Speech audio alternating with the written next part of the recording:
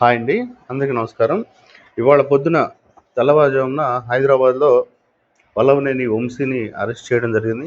ఈ సంఘటన అనేది, ఈ పరిణామాన్ని ఏపీలోనే కాదు, తెలంగాణలోనే కాదు, ప్రపంచవ్యాప్తంగా ఉన్న తెలుగు వాళ్ళందరూ కూడా చాలా ఆనందించదగిన విషయం అండి.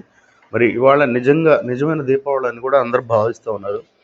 మరి ఈ దుర్మార్గుడు చేసిన అనేక అరాచకాలు, అతను మాట్లాడిన విధానం, అతను కించపరిచిన విధానం ఎంతోమందిని బాధపెట్టింది.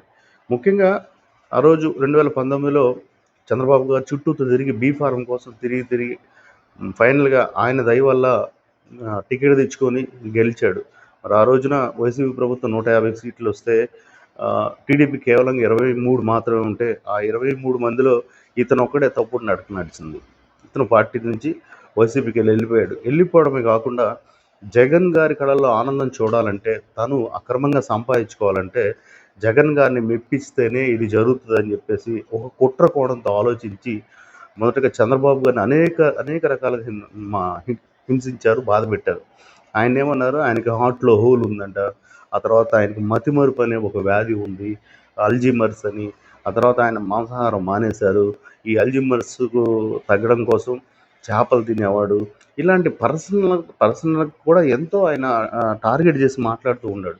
ఆ తర్వాత లోకేష్ గారిని కూడా, అతనికేమొచ్చు, అతను సీఎం చేయాలని చంద్రబాబు గారు తపన పడుతున్నాడు. అతనికి ఆ జ్ఞానం గాని, పరిజ్ఞానం గాని లేదు. కనీసం మంగళగిరిలో కూడా ఓడిపోయాడు. ఇలాంటి మాటలు ఎన్నో మాట్లాడుకొచ్చాడు. అయితే అదే మంగళగిరిలో ఈరోజు 90,000 పైచిలుకు ఓట్లతో గెలిచాడు మరి. మరి ఆ రోజు 3,000 మెజారిటీ మైనస్‌తో ఓడిపోతే ఇయాల 90,000 అంటే కనీసం 30 రెట్లు ఆధిక్యతతో గెలిచాడు మరి. దాన్నేమనుకోవాలి? ప్రజలంతా గమనించారు. మరి నిన్ను కనీసం 50,000 పైచిలుకుతో ఓడించారు. నువ్వెందుకు పనికిరావు? మరి ఇదే కాకుండా వీళ్ళిద్దరిని మాత్రమే అగౌరవపరుస్తూ, కించపరుస్తూ, ఎట్లా పడితే అట్లా తూలనాడటం మాత్రమే కాదు, ఫైనల్‌గా ఆడోళ్ళ జోలికి కూడా వెళ్ళాలి. అప్పుడు జగన్మోహన్ రెడ్డి ఇంకా ఆనందపడతాడని ఫైనల్‌గా బోనం మీద లేనిపోని నిందేసి చండాలంగా మాట్లాడాడు. దాన్ని చూసి అసెంబ్లీలో అంబటి రాంబాబు గాని, ద్వారంపూడి చంద్రశేఖర్ రెడ్డి గాని, రోజా గాని ఎట్లా పడితే అట్లా మాట్లాడారు. తన చరిత్రలోనే చంద్రబాబు గారు ఆ రోజు అసెంబ్లీలో కళ్ళెంబట నీళ్లు పెట్టుకొని ఏడ్చేసి, బోరున ఏడ్చేసి, నేను మళ్ళా సీఎం అయితేనే మళ్ళీ ఈ అసెంబ్లీలో కాలు పెడతా అని చెప్పేసి ఆ రోజు ఆయన శపథం చేసి బయటకొచ్చారు. కట్ చేస్తే ఇవాళ 124 సీట్లతో గొప్ప మెజారిటీతో మరి చంద్రబాబు గారి పాలన స్టార్ట్ అయింది. ఈ రోజుకు బ్రహ్మాండంగా ఉంది. మరి ఇన్ని పాపాలు ఇన్ని చేసిన ఇతన్ని శిక్షించడం తప్పంటారా?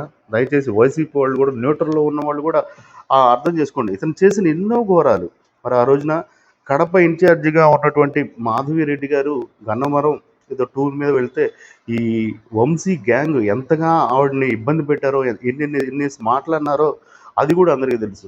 మరి అదే రకంగా చూసుకుంటే టీడీపీ పార్టీ ఆఫీస్ మీద వందల మందిని తీసుకెళ్ళి అక్కడ పోలీసు వాళ్ళు ఉన్నా కూడా పోలీసు వాళ్ళు కూడా నెట్టేసి అక్కడ కార్లు దహనం చేసి టీడీపీ పార్టీ ఆఫీస్ తగలబెట్టారండి.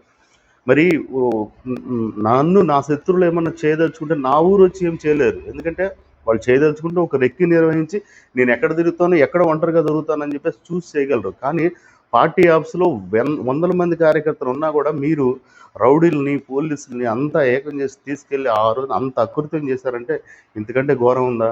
మరి మీరు చేసిన అనేక భూ ఆక్రమణలు, ఆ తర్వాత క్యాష్‌నోవా నిర్వహించటాలు కొడాలి నానితో కలిసి ఈ అనేక అక్రమాలు, బాగోతాల వల్లే మీరు ఇంతగా ఓడిపోయారు. మరి ఇలాంటి మీకు ఎన్ని శిక్షలు పడాలి ఇప్పుడు? చూడండి, మనిషిని కొట్టినా, చెంప మీద కొట్టినా కూడా అది పెద్ద కేసు కాదు. కానీ పెట్రోల్ పోసి తగలబెట్టడం, అది ఆఫీస్‌నైనా, కారునైనా, ఇది చాలా పెద్ద కేసు. ఇందులో బెయిల్ మాత్రం రాదు. మరి చాలా కాలం మీరు జైల్లోనే ఉండబోతున్నారు. మీ మీద ఉన్నటువంటి ఇంకా అనేక రకాల కేసులు కూడా బయటకొస్తాయి. మరి ఆ సత్యవర్ధన్ అనే వ్యక్తిని 2, 3 రోజుల క్రితం అతనే వచ్చి కోర్టు దగ్గరికొచ్చేసి ఆ కేసుకి నాకు ఎటువంటి సంబంధం లేదు, నేను కేసుని విత్‌డ్రా చేసుకుంటున్నానని చెప్పేసి అతను జడ్జి ముందొచ్చి ఆయన లెటర్ రాసిస్తే, ఈ విషయంలో నిజంగా టీడీపీ సానుభూతి పరులు సోషల్ మీడియాలో చాలామంది బాధపడ్డారు. ఏంటా ఇది పరిస్థితి?